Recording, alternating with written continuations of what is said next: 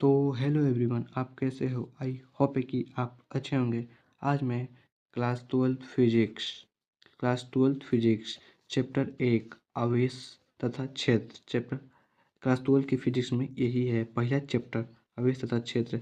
सबसे महत्वपूर्ण टॉपिक लेके आया हूँ, ये 2027 के लिए बहुत इम्पोर्टेंट है। तो देखिए टॉपिक कूलॉम का नियम।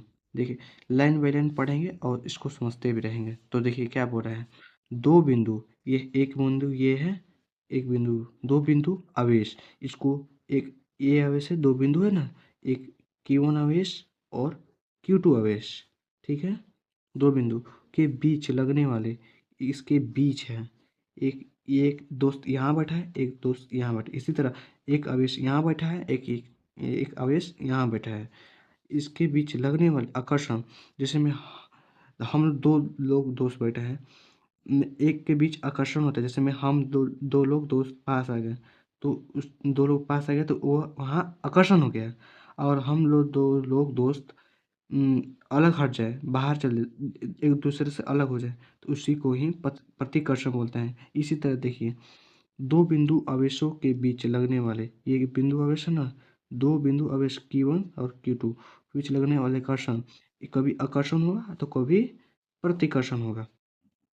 आकर्षण मतलब दो लोग दोस्त आपस में मिल गए तो आकर्षण हो गया, अगर अलग हट गए तो वहाँ प्रतिकर्षण हो गया। तब देखिए दो बिंदु आवेशों के बीच लगने वाले आकर्षण बल या प्रतिकर्षण बल, दोनों बिंदु आवेश, ये दो बिंदु आवेश है ना, दो बिंदु आवेश देखिए, दो बिंदु आवेश के गुणनफल, ये दो बिंदु आवेश है ना, गुणनफल, एक Q1 है एक Q2 है, के गुणनफल के समानुपाती, गुणनफल के इसको समानुपाती बोलते हैं, गुणनफल के समानुपाती। और उनके बीच की दूरी, ये इनकी बीच की दूरी है आवेश, इनकी बीच की दूरी, इनकी बीच की, देखिए इनकी बीच की दूरी के वर्ग, ये वर्ग है ना R² के बीच का अनुपाती होता है, उसे ही कूलॉम का नियम कहते हैं।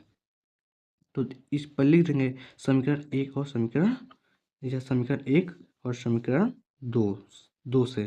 तो देखिए समीकरण 1 समानुपाती, और समीकरण इतना और इतना, इसको मिला दिए तो बटम हो गया ना, हो गया। इसी के जगह पर इसको ऊपर है, ये बटम है तो बटम आ गया।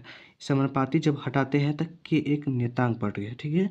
जहाँ देखिए Q1 और Q2 एक आवेश है, और R जो है दूरी है, यह R है ना, उसको दूरी बोलते हैं। के एक नियतांक, जहाँ के एक नियतांक, और के बराबर देखिए क्या होता है, 1/4πε0 होता है। और इतना के बराबर इतना होता है। ये बहुत इंपॉर्टेंट है, बहुत ऑब्जेक्टिव में बहुत आता है। और इसका ये मात्रक है, इसका ε0 का ये मात्रक है, n inverse metre metre inverse square और कूलॉम स्क्वायर होता है, ठीक है। और देखिए, और इसको क्या बोलते हैं, इसको इसको ε0 बोलते हैं, एप्सिलॉन और नोट। और ई बराबर देखिए क्या होता है, और ई बराबर 8.85 गुना 10 के पावर -12, इसका ही मात्रक होता है। इसका मात्रक ये है ना, इसका भी ये मात्रक होता है।